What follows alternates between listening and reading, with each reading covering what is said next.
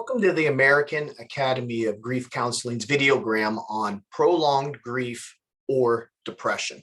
And this is an important video, especially with those who are licensed counselors or psychologists that deal with individuals who fall into a complicated type of grief.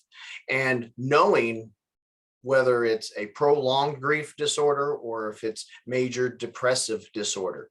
And the two are very, very similar, but they do require some different types of treatment. And there are some subtle differences between the two that help professionals diagnose properly. Because the ultimate goal is not to diagnose improperly if someone is in prolonged or major depressive.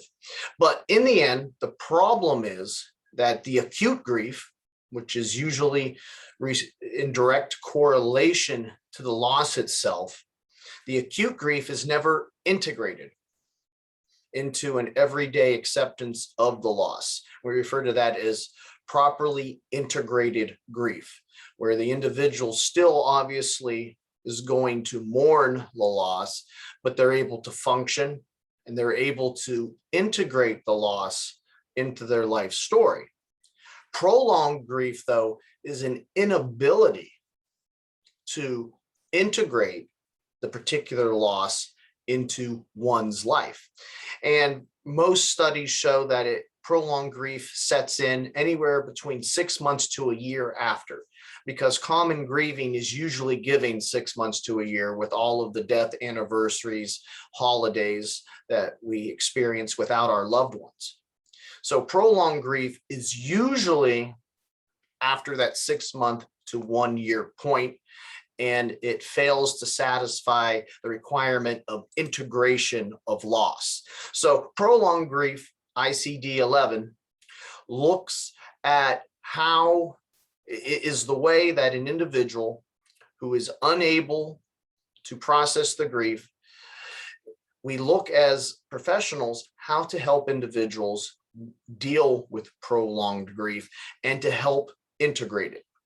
In prolonged grief, we tend to see individuals who have a persistent yearning and preoccupation with the loved one. Maybe they have turned a particular room of that individual into a mausoleum. They haven't touched anything in over a year. They refuse to go through the clothes in over a year.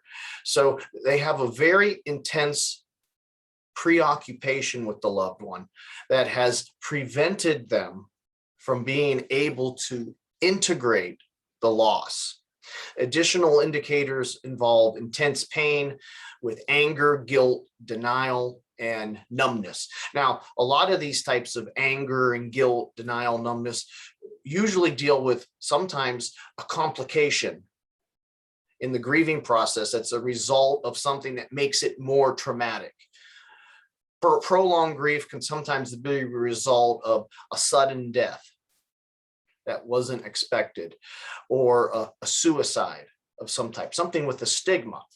It doesn't necessarily have to. You can have a normal quote unquote normal loss, but usually complicated grief comes from something that is more traumatic, a little different, and there's other storylines that aren't fully known to manifest these intense emotions that are never integrated or resolved themselves.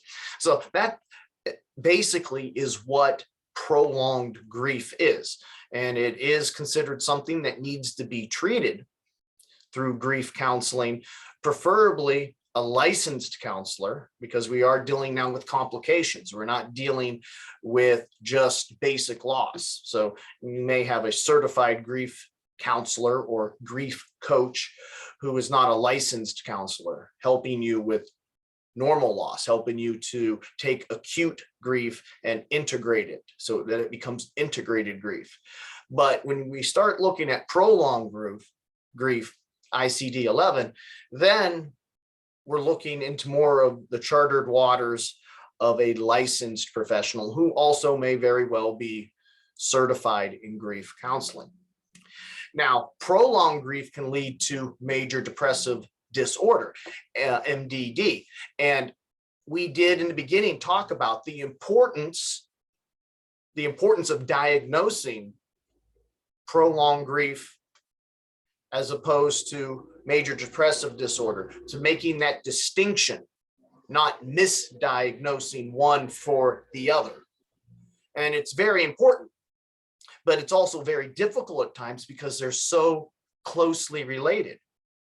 There are different treatments, and that's why it's important to diagnose properly, but they are so closely related and one can lead to the other that many times it's misdiagnosed. So below we have a few points that are very important to remember when diagnosing this. In prolonged grief, pain is usually associated with the loss itself, and it can come in waves. With major depressive disorder, though, there's more of a general state of dysphoria, and the pain is persistent. It never lets up. It is constantly putting the knife in your heart. In prolonged grief, the person avoids the place of memory, those areas of their loved one. They might not wish to go into the room. Again, they turn the room into a mausoleum of their loved one. They don't want to go up to that bedroom. They don't want to be around it. Maybe they can't drive by where they last saw their loved one. They avoid it. But in major depressive disorder, the individual avoids everything. The individual becomes very much antisocial. They don't want to go anywhere, not just areas associated with the acute loss itself or the acute grief itself. Now, in prolonged grief, the onset is usually between 6 months to a year. And when we look at suicidal ideation in prolonged grief, the primary motive or concept is to be reunited with the loved one. But in major depressive disorder, the onset is anytime, in addition to the suicidal ideation being more due to you or the individual who is grieving, because of their own emotional burden. Maybe they feel unworthy, and that unworthiness is like an anchor around their neck. So it is extremely important to diagnose properly major depressive disorder and prolonged grief. It can be difficult because they're so closely related, but it's very important as a licensed professional to diagnose it properly. Because in most cases, prolonged grief can be dealt with just cognitive therapy. Sometimes a psychiatrist might, or a physician might prescribe medication. But for the most part, cognitive therapy can help an individual get through it. But with major depressive disorder, pretty much is always going to be some type of medication to help the individual go through the particular pain of depression, which is always present, always weighing on their shoulders, and really has no reason whatsoever to exist for the most part. So again, it's very important to diagnose properly and to understand the minor differences between prolonged grief and major depressive disorder itself.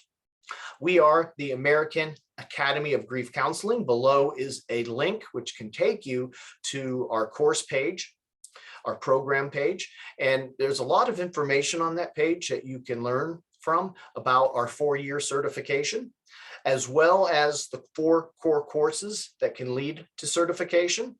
They're independent study, and you can work at your own speed and your own pace. So please check those out. Further below is our number. You can reach our office at 330-652-7776, and as well as our email. Our email is info@aihcp.org. So if you're interested in becoming certified as a grief counselor, please look into it. Remember, as a certified grief counselor, if you're not licensed, you can only really help with acute grief. But if you're licensed and you become certified, then you can start working with some of these issues such as prolonged grief and major depressive disorder itself. I'd like to thank you for listening today and have a good one. Thank you.